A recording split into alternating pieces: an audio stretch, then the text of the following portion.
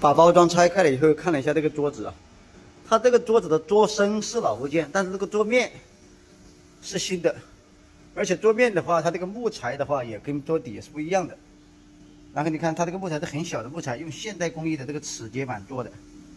一小块一小块的拼的，我就比较郁闷，我怎么回事？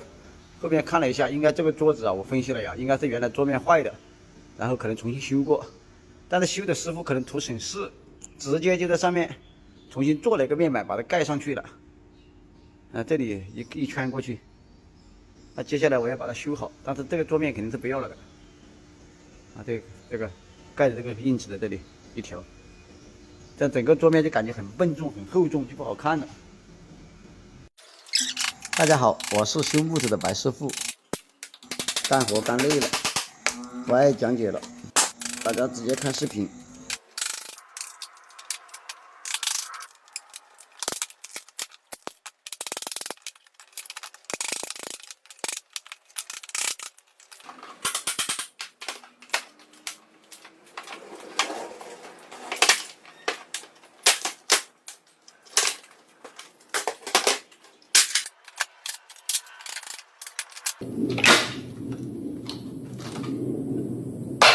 把后期加的那个面板全部取下来以后，这个桌子原来的面貌就出来了。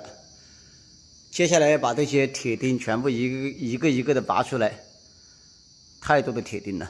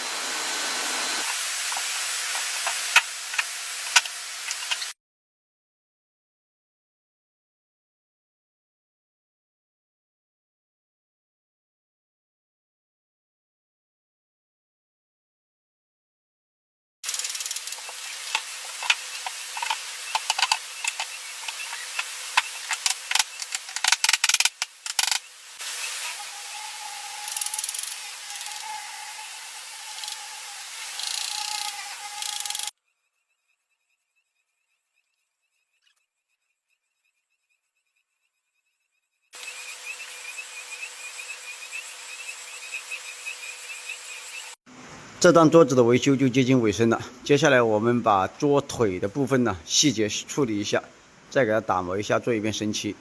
然后根据桌腿的颜色再把桌面的颜色调成与桌底一样的。当然桌面还要继续做旧，但这种感觉已经差不多了。晚上拍不出效果来，应该白天拍的话效果会更好，光线不好。